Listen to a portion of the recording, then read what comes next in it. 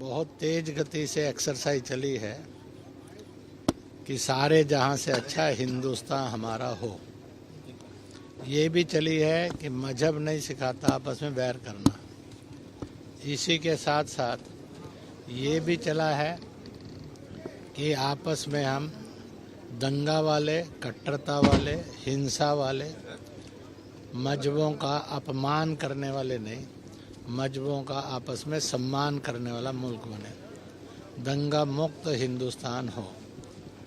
इसी के साथ साथ चरित्रवान भी हो ताकि नशा मुक्त भी हो, प्रदूषण मुक्त भी हो, और करैक्टर से आदमी बनता है।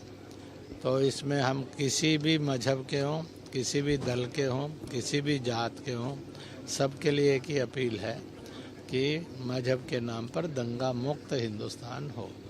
लेकिन सब जब राजनीति चुनाव आते हैं तभी ये भाषाएं ज़्यादा होती है और लोगों में असमानता पैदा होती है। तो क्या लगता है इस समय भाषाओं पे जो कंट्रोल होना चाहिए लोगों को?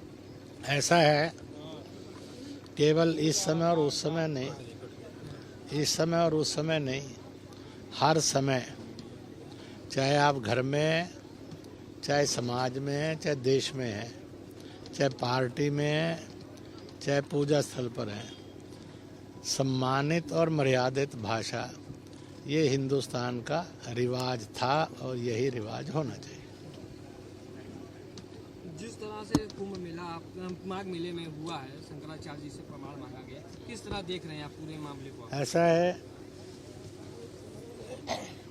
देश के अंदर संतों को, बड़े बड़े महात्माओं को इस बात के में रहना चाहिए कि वो समस्याएं खड़ी ना करें बल्कि समस्याओं का समाधान निकालें।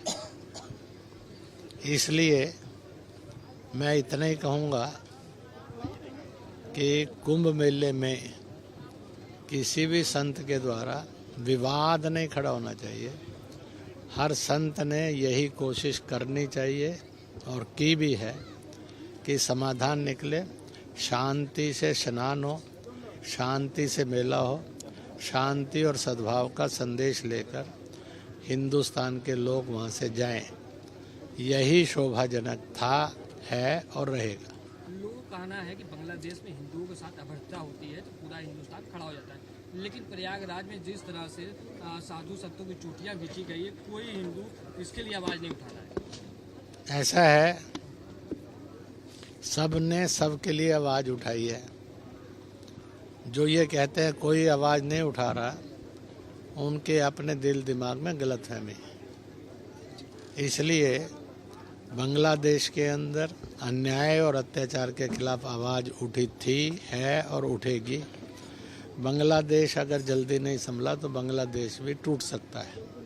इसी तरह से और कुंभ मेले के अंदर भी, और सब मिलकर रहें, कोई किसी के साथ अभद्र व्यवहार और अपमानजनक व्यवहार ना करे, यही सबके लिए रास्ता था, है।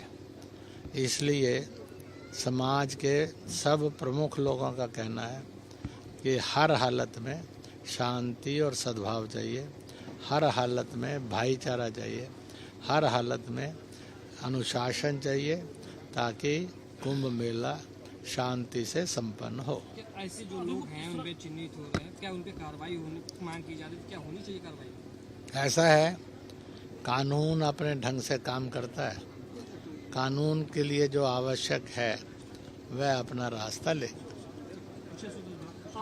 अभी मुक्तेश्वरानंद को आप संत की श्रेणी में रखते हैं और शंकराचार्य की श्रेणी में रखते हैं या नहीं रखते हैं? आपका क्या प्रशिक्षण है उनको लेकर, क्योंकि बहुत सारा विवाद हो रहा है, क्योंकि आप एक प्रबुद्ध वर्ग से जुड़े हैं, धर्म को भी बहुत नज़दीक से देखते हैं, इस पूरे प्रकरण को क्या ऐसा है कि यह मामला सांस्कृतिक और धार्मिक मामला है। इसलिए मैं सांस्कृतिक और धार्मिक प्रमुखों से कहूँगा कि वह इस मामले में दखल देते हुए शांति से ये सब मामला सेटल हो जाए, इसके लिए प्रयत्न करें। राहुल गांधी कल फिर अयोध्या नहीं जा रहे राम मंदिर के दर्शन करने के लिए, जबकि रक्षा समिति का जो प्रतिनिधि मंडल है वो वहां पर दर्शन करने के लिए जा रहा है। क्योंकि सदस्य होने के बावजूद राहुल गांधी अयोध्या में राम मंदिर का दर्शन करने से हिचक रहे हैं, वो नहीं जा रहे हैं। ऐसा है, शायद प्रभु के दर्शन करना और वहाँ से अपने जीवन के लिए सीख लेना उनके भाग्य में नहीं लिखा है। प्रार्थना ये कराऊंगा उनके भाग्य में लिखा जाए। ये सोच का फर्क है या उनको लगता है कि अगर हम राम की शरण में जाते हैं तो जो मुस्लिम जो समाज है या फिर जो दूसरे और समाज के लोग, ऐसा है, जाओ या ना जाओ, राम की शरण में जगत था, है और रहेगा। राक्षस भी राम की शरण में रहते हैं। लेकिन राहुल गांधी तो नहीं जा रहे हैं, उनको परहेज है। तो आप पूछ लीजिए उनसे क्यों परहेज करते हैं बेचारे। मैंने तो बताया ना कि मैं तो कहूँगा कि उनके भाग्य में नहीं है, इसलिए नहीं जा पा रहे। उनको सद्बुद्धि मिले और भाग्य मिले कि वो जा सके।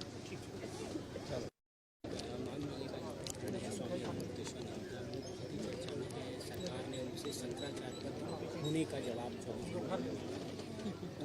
उसको किस तरीके से देखते हैं?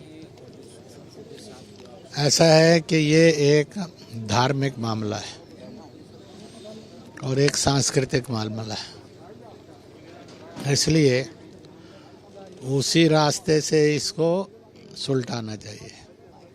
बाकी मैं ये कहूँगा, ऐसे मामलों में संतों ने भी, विद्वानों ने भी परहेज ही रखना चाहिए, ताकि इन सब चीज़ों में विवाद बने और टकराव आए। ये अच्छा नहीं है। हर घर के लोग मिलकर रहने वाले बने और मिलकर समस्याओं का समाधान करने वाले बने। यही भारत की रीत थी, है और रहनी चाहिए। इसलिए जो भी इसको तूल बनाने की कोशिश कर रहे हैं, कुछ दिनों के बाद उनको भी निराशा होगी कि वो गलत कर रहे हैं। और मैं प्रभु से प्रार्थना करूंगा, जो इस केस में उलझे हैं उन सबको सद्बुद्धि आए, किसी तरह का विवाद ना बढ़े ना बढ़ाए।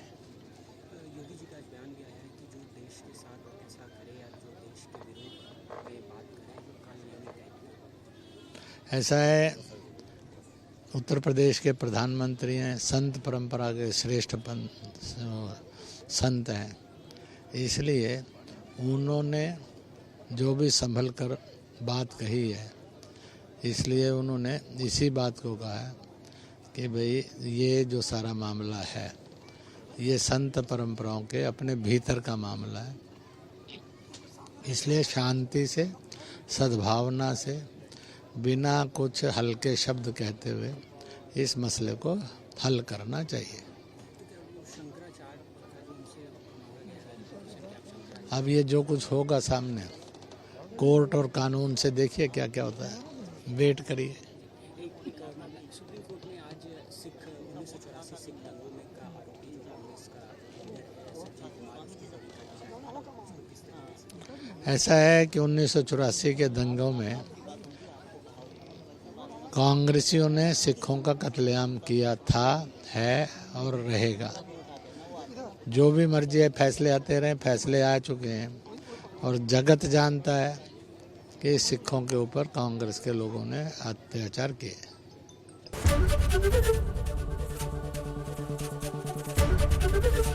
एबीपी गंगा, खबर आपकी, जुबान आपकी।